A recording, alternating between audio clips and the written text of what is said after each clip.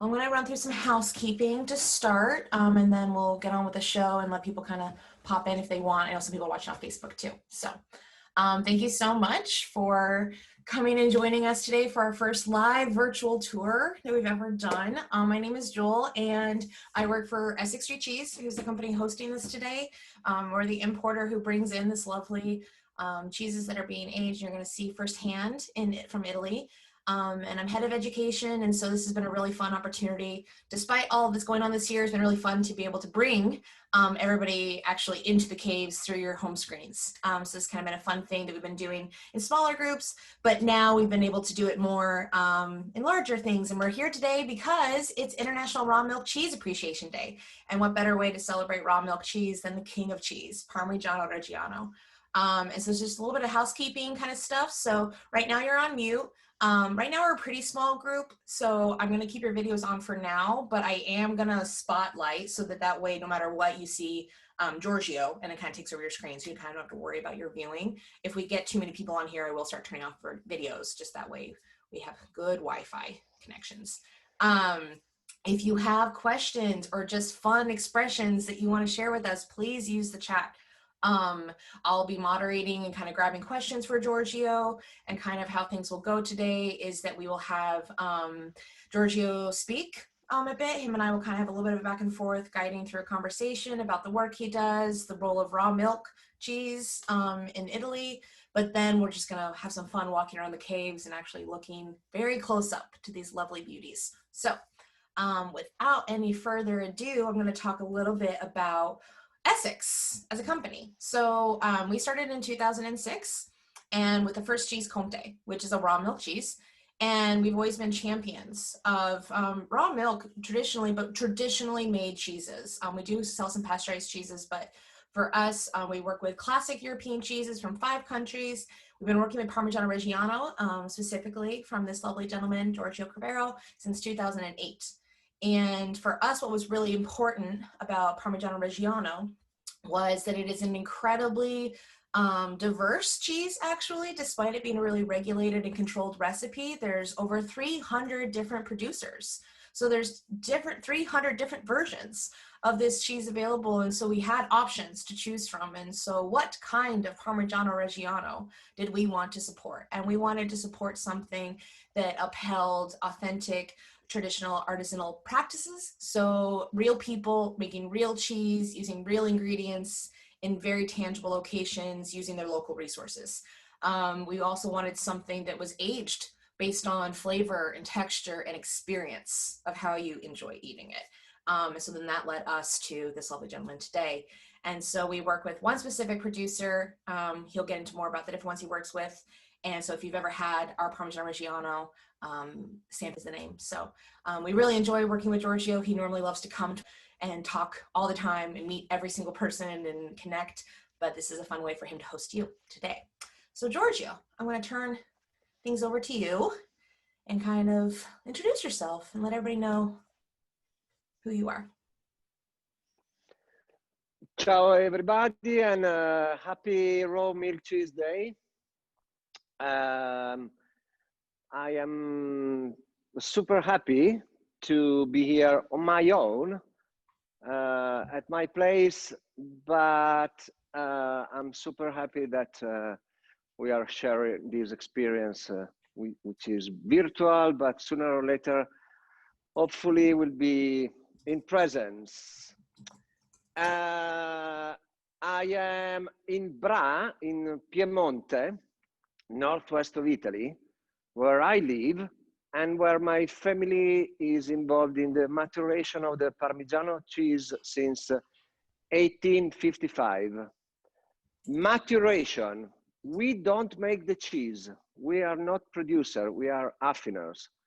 The Parmigiano Reggiano cheese is produced in Emilia-Romagna, which is the southern region of northern Italy. Emilia-Romagna in geography is in between Toscana, Florence, and Lombardia, Milano. It's the home place of Parmigiano Reggiano since almost 1,000 years. And nowadays, as Rachel just said, there are around 300 producers, 330 precisely, located in 5 provinces. The 5 provinces are Parma, Reggio Emilia, Modena, Bologna, and Mantova. Mantova actually is a province from Lombardy, but the south part of Mantova province is part of the DOP Parmigiano Reggiano production area.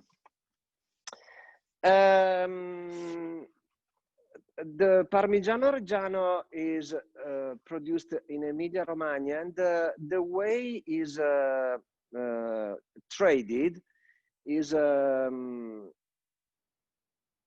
almost always the same among the 330 producers. So the producers produce the cheese every day, and they mature their production until the 12 months.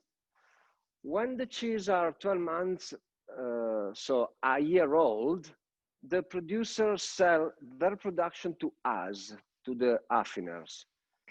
And so the affiners, the maturer, in Italy, the word is stagionatore, because the stagione is the season.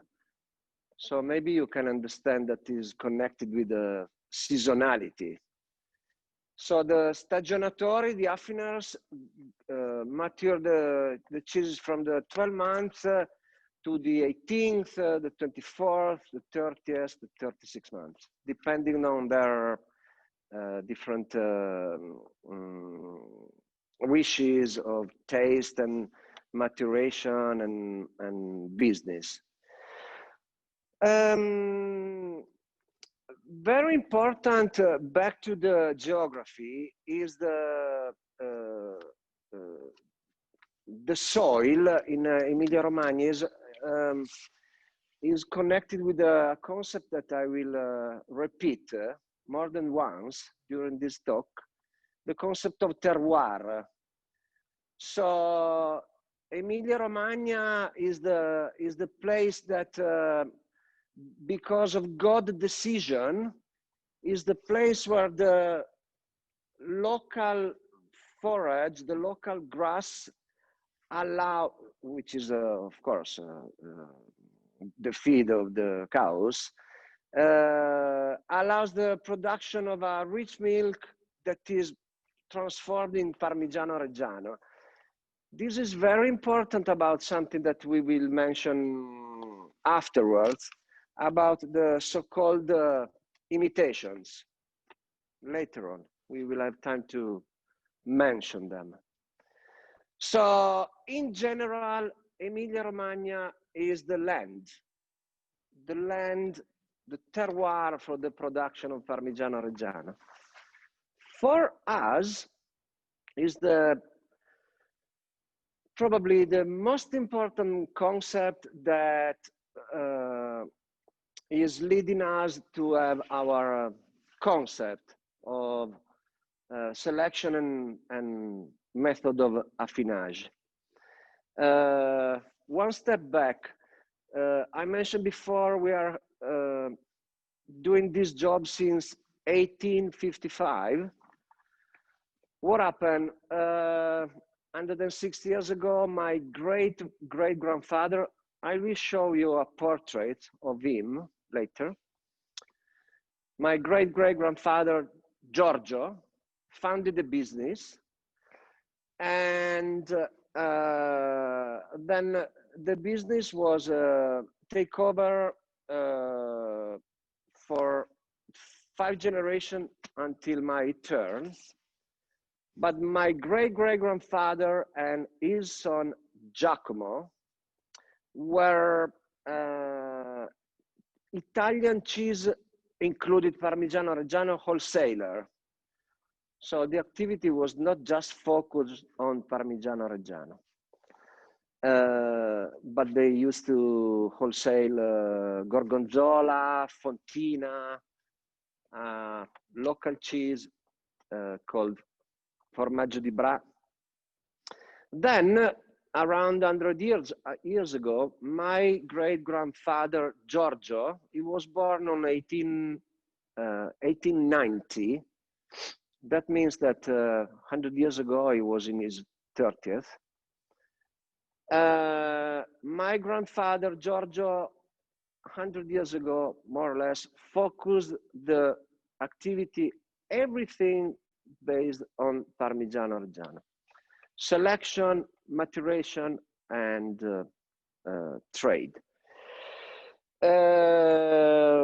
My grandfather Giorgio passed the business to my father Giacomo. Maybe you are feeling that there are just always two names, Giorgio and Giacomo. That way, Giorgio, Giacomo, Giorgio, Giacomo, Giorgio, and my son Giacomo. It's quite natural in Italy, but it's still something interesting, curious, and funny. My father, Giacomo, is 88. He's still in good form, fortunately. Back to the concept of terroir. My father decided to select the cheeses by terroir. He taught me that way, and I decided already more than 30 years ago to do the same. So we select our cheeses by terroir. That means that we identify a couple of areas around the production area. We identify a couple of producers. One of them is located in the Modena province, mountainside, and another one is located in the high plain on Reggio Emilia province. These two terroirs allowed some raw milk that transformed to cheese satisfy our mission, which is considered the Parmigiano Reggiano a table cheese, because the terroir and the method of affinage that I will tell you in a minute allow us to propose at the age of at least 24 months a creamy cheese, soft in texture, creamy in texture, and consequently very mild and, in a word, sweet in the taste. For this reason, our goal is to propose Parmigiano Reggiano as a table cheese, which is perfect for be grated on pasta, of course, and cooked, but not just. And this is our personal taste, and the goal is to be able to transmit this kind of idea to our customers, to our friends worldwide.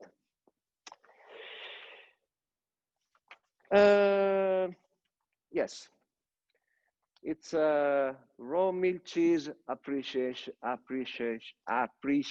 day. Sorry, guys. Probably Parmigiano Reggiano is the most famous raw milk cheese in the world. I briefly mentioned that it's produced in the same way since 10 centuries, and it's still considered the king of cheese. If there are some French friends that are joining us, please accept my excuses, but the Parmigiano Reggiano is the king of cheese, no matter what. nowadays, the 330 dairies produce around 4 million wheels a year, 303.7 million cheeses a year. And the 40% of them are exported, which is a lot, fortunately. And there are 2 countries that are the gold medal for imports quotas of Parmigiano Reggiano, more or less at the same level, France and US. France and US. Interesting. The Parmigiano Reggiano suffer imitations all over the world. The so-called Parmesan, which is hugely made in America too. In South America, the South American one is called Reggianito. Then Parmesan is produced in Germany, Eastern Europe, is produced worldwide. And I use the conditional verb, it suffer that way, because in any case, for a consumer, the Parmigiano Reggiano is recognizable because of the terroir. Remember that. The place that God decided that was the right one to produce the original Parmigiano Reggiano. There's an organization called Consorzio del Parmigiano Reggiano that is involved in the protection of the brand. The Consorzio owns the brand, and they do a great job protecting the Italian Parmigiano Reggiano, and also they promote it worldwide. That's why probably the export quota now is important. 40% is a lot. When I began my career in 1985, 35 years ago, I mentioned 30, it's already 35. The export quota was less than 10%. So it quadrupled, and probably there's still a good space for export more Parmigiano Reggiano worldwide.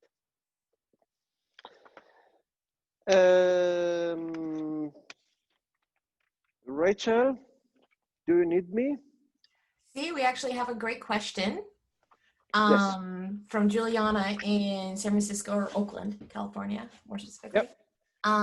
So you brought up, kind of these imitators, and so frequently imitation Parmigiano Reggiano is called Parmesan, right? We use that word.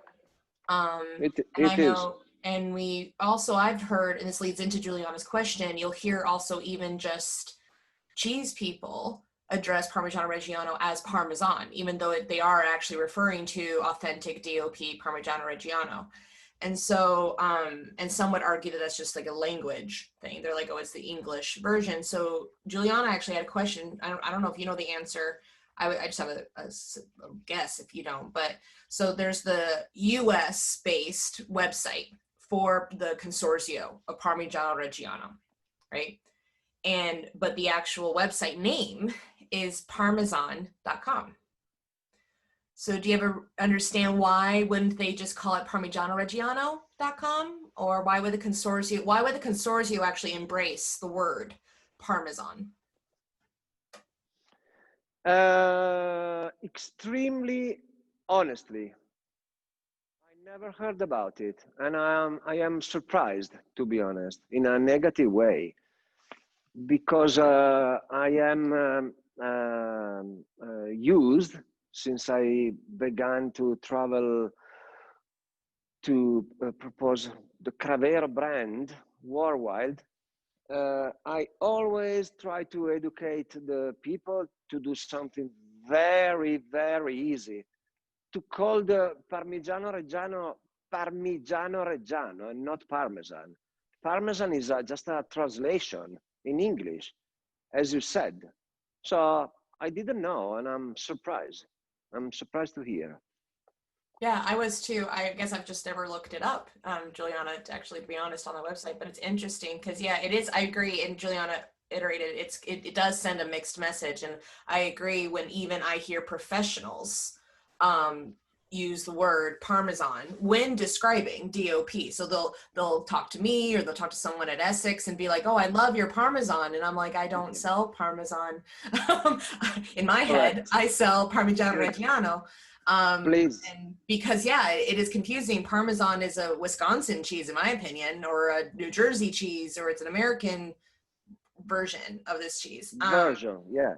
Yeah, so it definitely confuses the issue on that. So I think that's why it's No, really no, no, important, no. kind of these conversations, right? That actually your verbiage does matter, what you call these cheeses. Very easy. So please, at the end of this great hour, I hope that you will have something in your mind. We will do a summary at the very last second. But the first thing to remember is to call Parmigiano Reggiano Parmigiano Reggiano. Please don't forget it. Yeah. Starting from today. Yes, perfect. I think what would be great, so that's all we have for questions that are in the chat right now. So just kind of want to move along with our next thing. I think we kind of want to wrap up. I think it would be really fascinating to talk about, you know, your job and selection. What kind of cheeses are you looking for to send to the US market, or what is your selection process when you have such a kind of consistent cheese, right? It's a looking behind you, right? It's not funky and moldy. It's not got huge, crazy variation. So, what does selection actually mean in your job? Um, the selection is probably the most important part of my job, which is I describe myself as a selector and affiner. So I do two jobs. Probably the selection is the most important part because it's the beginning of everything. So again, we are looking for young cheeses because the selection happened at the age of 12 months. We are looking for young cheeses already creamy in their texture. And then our goal for the second year of their life is to maintain that kind of creaminess of the texture. To reach the goal, we have some method of affinage that I will explain you during the walk. Great. Awesome. And then I guess a question too. So then you talk about the work you do, and I think it would be interesting to share how you then convey that to your customers. And I think it's really unique of what specifically you do with maintaining relationships and education. And so how do you kind of share that, whatever things you do, not just with the United States, but just all over the world with how you kind of educate and share this with people? Unfortunately, we need to speak past tense because right now it's impossible, of course. But right now we are doing something fantastic, repeatable. It's the new way to travel in a way, but the past tense is refer to the thing that I traveled for 20 years in 15 countries regularly to try to explain my personal point of view about the Parmigiano Reggiano cheese, and then to establish the relationship, meeting people, sharing experiences, meeting also colleagues from different countries, colleagues from foreign country, colleagues, affiners of Comte, Manchego, Gouda, Stilton, cheddars, and American cheeses, and it was great. And I can't wait to do it again. And that was super helpful because I learned every single time. I'm still learning. Also, probably during this conversation, trying to answer to the questions. It's a good way to learn, understanding, sharing, thinking, and move forward. Yeah, I have to say, having worked with you for, well, worked professionally with you for 8 years, but known you for over 10, you are very, very passionate about sharing, even if you can't have them physically in your home. So in the past, you've hosted them in the caves, but also very, very passionate about building those relationships and just learning together, never talking at people, which is always really important. I think that's the Exactly. cornerstone of Absolutely. innovation, is an engagement with those things. So as much as it is just sad that we can't be there in person and you can't come to America, I actually love how much we're able to walk around your caves more often than I ever used to, actually, because we're on the phone all the time now, which is awesome. Yeah. Yeah. So on that note, oh wait, okay, so one last question, and then we're gonna start walking around your caves, which Good. I'm excited. This is a great question. This is kind of perfect when I was talking about selection. So your question, we talk about, you want soft and sweet cheeses, right? Yeah. And so when you are selecting cheese, what is your first question before I address the actual question? Selection, there's an actual technique when you're physically selecting the cheese. What is that technique that you use to physically select a cheese? We use a tool. Unfortunately, I forgot to have it here. Oh, fantastic. Perfect. So that hammer is used to tap every single cheese to try to understand if the texture of the cheese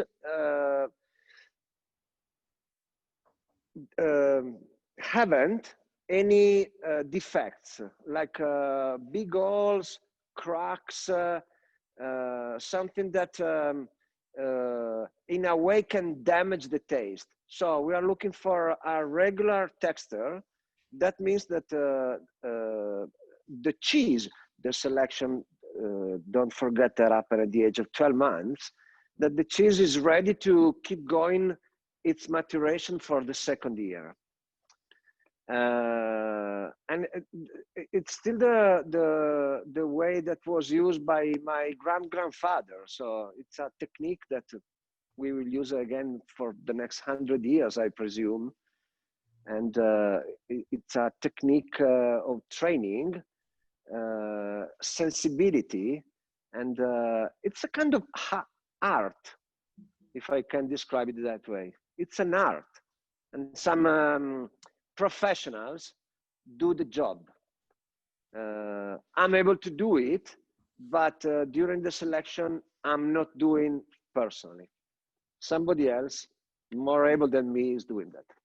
You're right by their side, though. I've seen you do it, though. Yeah, I'm able to do it, of course. Yeah. So to kind of articulate that even more, so you're listening for sounds, right? So there's actually correct. Sound and things like that. Sound, so that leads. Sound speak.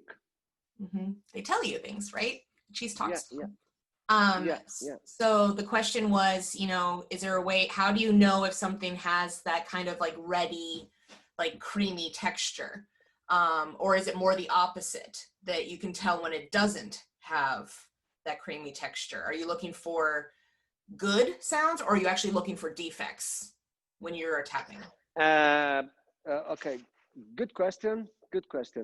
So we are looking for creamy texture, selecting the land, selecting the terroir, depending on altitude, kind of grass, soil, and so on, to select the texture.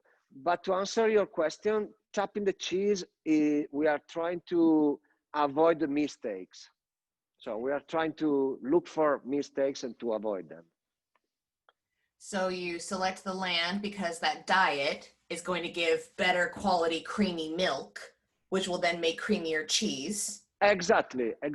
And then now when you get it in your hands at 13 months, it's now your job to now find out how that creamy milk is developing. And if there's going to be any flaws, identify those flaws, and then those are cheeses. What do you do? Exactly. So here's a question, and then I have some other questions. What do you do when there's flaws in the cheese? What happens to the cheeses? Are they just become bar stools, or Um, uh, I'm talking about my personal experience. We leave them to the producers, and they are sold from to different ways, like a second choice or cheese that are consumed when they are 15 months or something like that. So we try to bring here to our place to Brad just the very best to be able to ensure top quality when the cheese are 24 months old. awesome. So And no and cheese left behind. of course, during that happened at 12 months, but there's a second year in between, and the second year is crucial because it's the we have the responsibility here in my place, here in Bra, and so something important happened here too. Yeah, so then if you have done this initial triage to find the best cheeses at the farm, right? So most likely the majority of what you get the next 13 months, 14 months will go well, right? Because you've already done an initial triage. But you don't just leave it at that. Like you said, it's important to still monitor and care and listen to the cheeses. So at that time too, do you ever get cheeses that don't turn out so well for whatever reason? And what do you then do with those cheeses?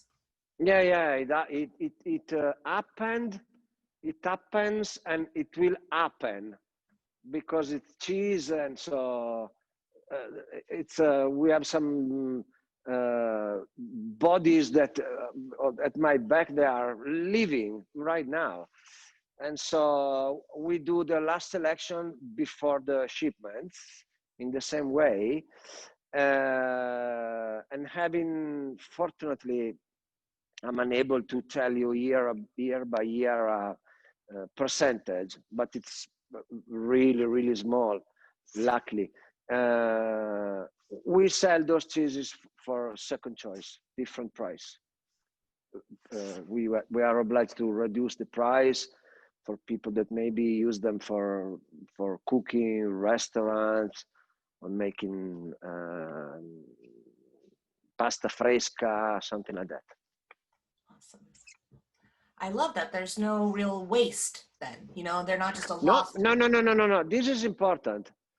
There's no one single gram of the 3.7 million cheeses a year produced which is wasted.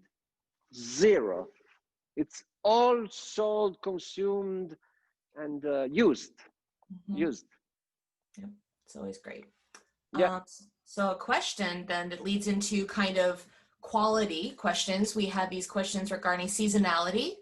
Do you ever notice that there's a variation between maybe spring or fall in the cheeses? And if so, quickly, one of the questions is it only released at certain times of the year? The cheese is made legally 365 days a year, right? Correct. It must Correct. be made every day. So Yeah. there's no option for not making it. And like you said, none of it gets wasted. So it must always be sold year round. But for you, do you notice a seasonal difference and therefore maybe have a preference, or I do experience that right now. I'm always talking about my personal experience. The producer we work with are looking for consistency for their raw milk. So they're trying to feed their animals all year round with dry grass, hay. So actually, it's something that I like. I mean that the cheese produced in February, May, September, or November, it's very, very consistent in its quality. I know that is what I just said. It's a little bit against something I already mentioned in my career. It seems to be against the romanticism of seasonability. But in my opinion, it's something really good to have a consistent cheese all year round.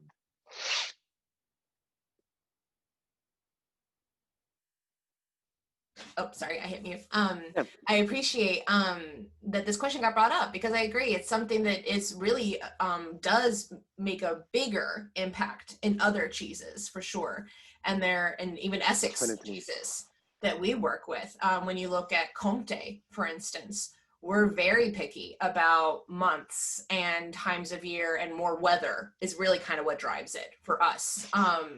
And they yield different textures and different flavor profiles and things like that. But I think the biggest thing that I've taken away is there is some seasonality, like you described. Those February months and later months yield really great cheeses. But I think one of the biggest things that sets why Parmigiano Reggiano is so consistent is because of the feed.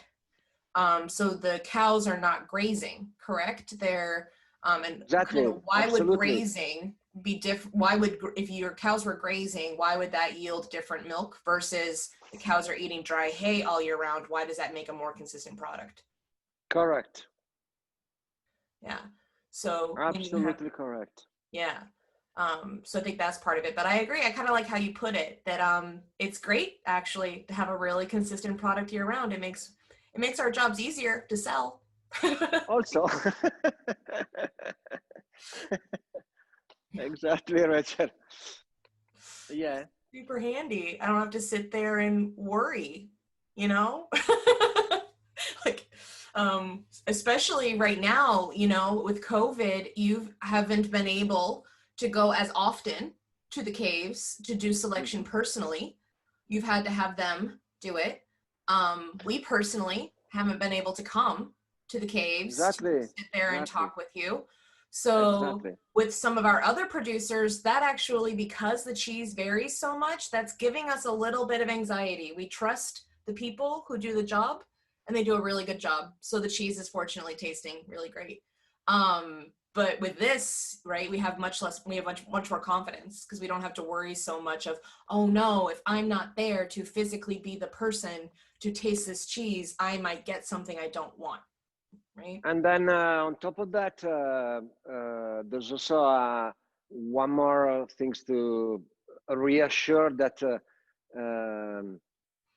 our selection is very consistent because the two producers we work with are super consistent and we trust them 100%. In fact, we work with them since ages. More than 10 years for a producer, 30 years with a different one. So we trust them 200%, and we perfectly know the cheese they produce. We know the way we need to mature them to reach the goal of the softness or the sweetness. So it's quite easy, I would say. All that investing in them paid off all those years ago, right? Who would have thought? Yeah. But it's been good. So one last question. I want to make sure, Jean, I don't know, Jean, you can just kind of nod or something like that if I've answered your question regarding, is there a best time of year? Was that kind of your question too, regarding like seasonality? Yeah? Okay, cool. Yay. Thank you so much for the questions. Really appreciate it, guys, all the engagement. So now, you guys have been so great. We've been talking, but let's get up close and personal with these lovely babies. I want to call them bad boys, but I feel like they're just too gentle and beautiful despite their 80-pound weight. So let's get up close, Sergio. Okay. All right. So I'm showing you. Can you hear me? Yep. Okay, fabulous. Good. So is this all, or is there more? Give us a layout of the land. There's a second room. I will lead you there in a minute. Okay, hold on. Then we'll go back here. There are two rooms of the tiny case, which is really small. We have rooms for 5,000 cheeses.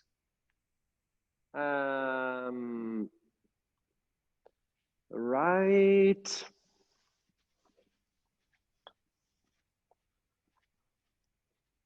I would like to show you something. So this way you are knowing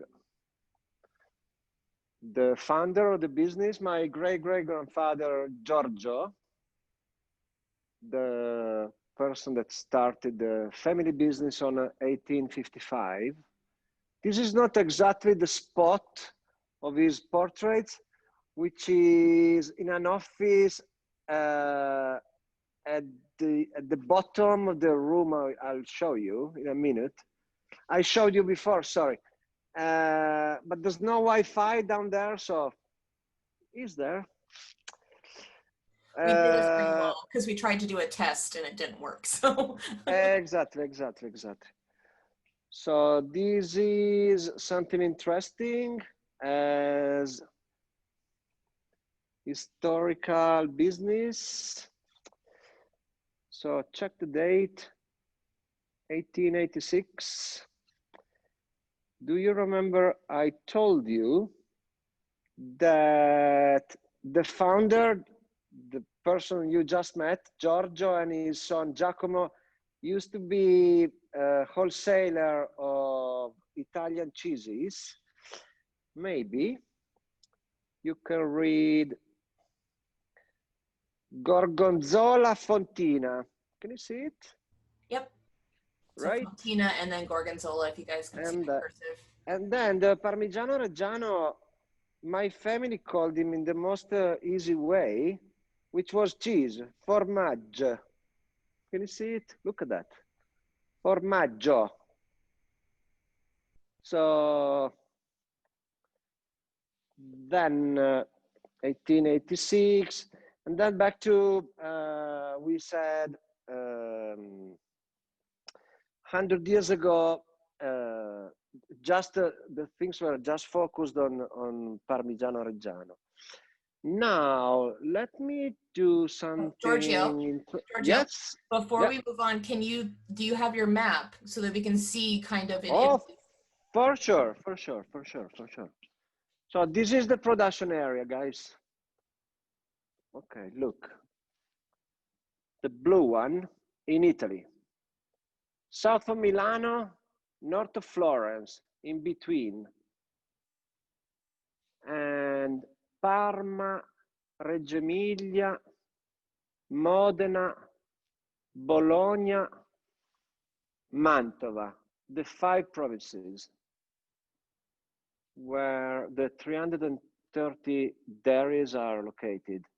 So watching the map, Piemonte is on the left, so west of northern Italy.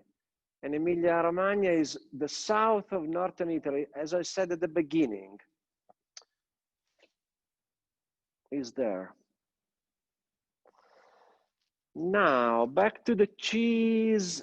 Each cheese has a identification code that identify the dairy. Month of production, this is March 19. March, year of production. This is San Pietro, this is June 19. Let me tell you something about what happened in our case. So, okay, to the left, you can see the youngest cheeses we have in stock, which is July and August 2019 production. These cheeses are right to bra early September, when the August production was 13 months old, because we are outside the production area, so we are not allowed to bring our cheeses out. Being outside the production area in Piemonte, we are not allowed to bring our cheeses here before the 13 months. So these cheeses, to this one to the left, arrived in September, and they will spend 1 year exactly where they are. So we don't move them around the cave, exactly where they are. To this side, this empty shelf was fit with the 24-month cheeses. Now we are shipping the 24-month cheeses. We have these shelves empty. This shelf empty will be fit with the 12-month cheeses arriving from the selection.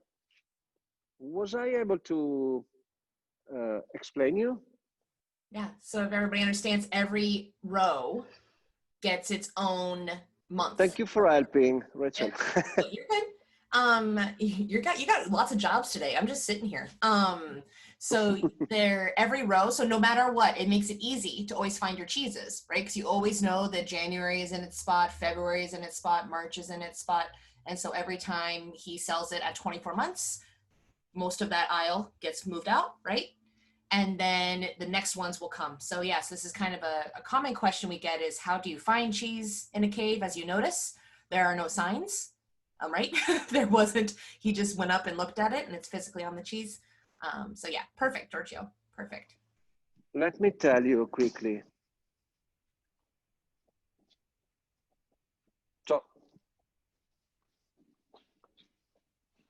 So I can't walk from here because of the Wi-Fi, but there's January production, then moving this way, January, February, March, April, May, June, July, August, and so on until the end. Here, this shelf to my right is December 18, 2018, which is the cheese that we will ship in December. And then in January, back to the other room, we will begin to use the January 2019 production and so on. It's quite easy. It's quite easy. In 2 words, 12 months, pardon me, 13 months in, 24, 25 months out. It's not so difficult. Yeah. So question we have before we move on, because then I want to bring, but someone brought up a question, so this is kind of fitting. So it seems like kind of like a perfect first in, first out, right? You bring something in. It is. Correctly. Correctly. First in, first out. Yep.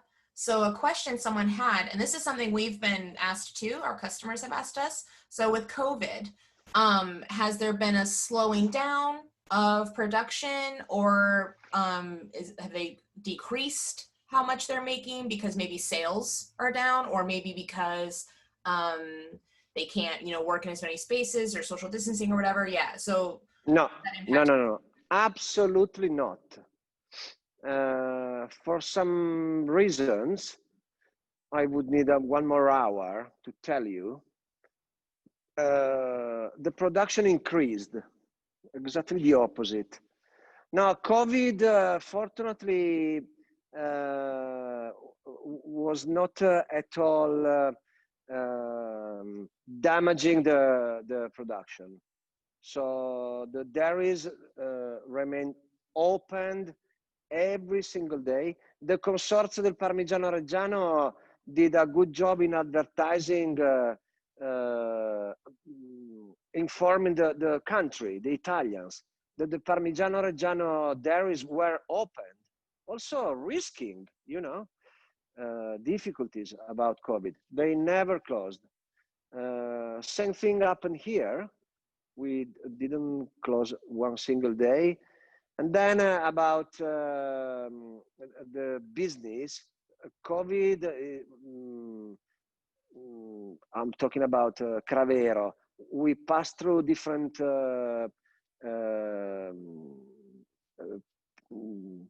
period. So it's still a process, and I trust the process, like the Sixers in Philadelphia. I trust the process because by now things are going quite well. Well, it's ongoing, so we don't know what is going on tomorrow. So we need to, as everywhere, we need to live and work in these circumstances. So I'm not talking about nothing different that happened in America, France, Holland, or England, you know. And I think something that would be a question. So the cheese hasn't stopped being made. So then, just quickly, because I want to make sure as we're getting close to the end of time, you know, so then is your caves crowded and like, oh gosh, we don't have any space then because sales have slowed. And what you've noticed is that while at times we've noticed a little bit of a decrease in sales, especially early on this year, we've noticed that we've made up for it quite well, actually. Yeah, definitely. And I think that kind of perfectly ties back into the original question of about relationships that you've maintained and built. And I know for myself, you've been a real pleasure to work with despite really stressful circumstances because of your communication and your problem solving. So sure.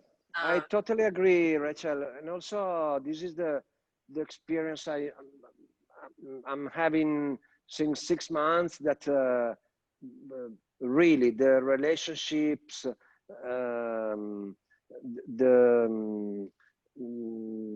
the situation of recognize good quality,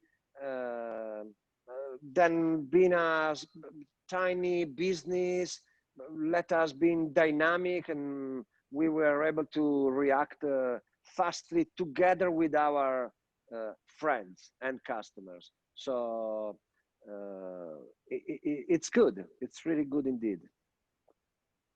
Great. Well, if we don't have any more questions, I have one more question because this is my favorite thing. We can do a lot with Zoom. We cannot do smell-o-vision yet. So I would love for you to describe what it smells like in there, because for me, this is one of the best smells on earth. And so as much as possible, I kind of want people to understand, you know, this is a cave tour. What does it smell like in there? Maybe you don't even notice it anymore. You've been there for so many years, but. Rachel, I am forgetting something very important, which is connected to the temperature and the humidity of our place.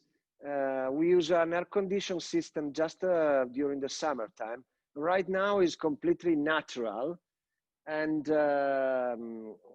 so there's no artificial factors that helps the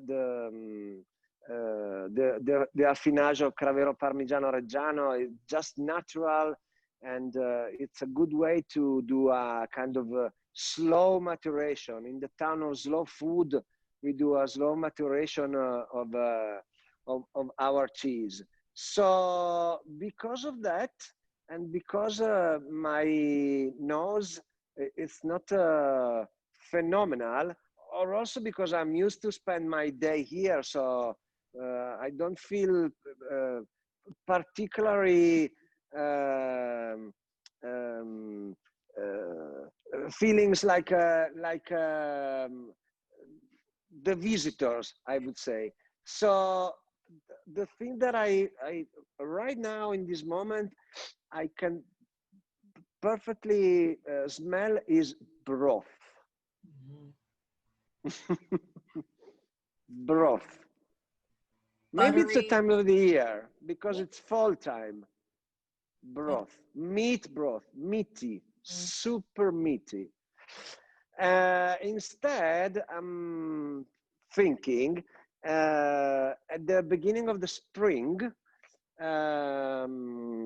because there's a rebirth after the winter time where the temperature is quite low in our rooms, 6-7 degrees Celsius, and 80% of humidity, 70% of humidity natural, as I said. The rebirth of spring is letting us smell super fruity, pineapple, something like that. But not now. Now is meaty, very meaty, very meaty. Yeah. I love it. I do. It is true. I've been there in spring. I've been there in fall. And I've been there in October this time, and it does smell differently.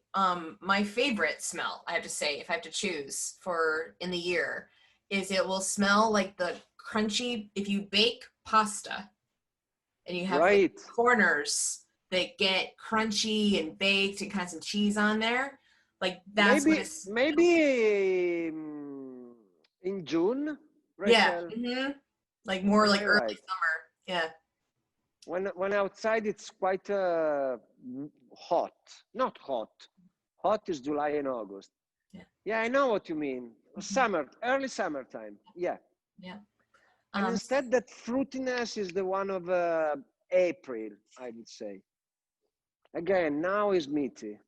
Wow, I'm happy to tell you because I am feeling with you right away. It's interesting. Sensory memory, right? Exactly. Well, we have one last question because I appreciate we're kind of wrapping up on time, and I appreciate everybody, and this will be kind of perfect. So your humidity is natural right now, but what do you, and this is a unique question for you, what do you think is a per level of humidity for aging Parmigiano Reggiano? A regular one is never lower than 70%. Then we have cheeses, the youngest cheeses, as I said before, are 13 months old. So for my personal experience in this place, around 70-75% is ideal. Instead, at the producers' caves, where the cheese mature for their first year of life, because there are cheeses 2 months old, 3 months old in those caves, the humidity is higher. So it's around 80% is higher. Because the younger cheeses have more moisture in them. Exactly. So they need an higher humidity. All right. Well, I think that answers everybody's questions, and we're right on time. If anyone has any last minute questions, we're happy to answer them. But if not, I want to say thank you so much for joining me and Giorgio today and Essex team. Thank you. This is our first time. We've done lots of virtual events this year, but nothing live and as mobile. So I really appreciate you all joining us. We're going to be doing more of these. If you want to ever organize something private for your company or just your friends, we're doing lots of virtual classes now. And we're doing staff trainings for companies and things like that. So especially as we go into 2021, if you want some kind of fun pick-me-ups, because you're still stuck in the snow wherever you are, or I'm in Virginia, so it'll just be cold, it won't be snowy, and you're wanting to transport yourself to a fun cheese cave, please feel free to reach out. You have my email address because you got this link, so please feel free to be in touch with us, and we just really appreciate you joining us today, and I know Giorgio does too, because he's definitely a great host. So this has been lovely. Thank you, everybody. Thank you very much. I really loved it. And again, happy Rome Cheese Day, and have a lovely weekend. Thank you very much indeed. Ciao. Just so you know, there will be a recording. So if you have any, I will email that to everybody after this, so you guys can have this to share or just to look back on. But otherwise, have a lovely Saturday and a lovely raw milk cheese day. Bye. Bye.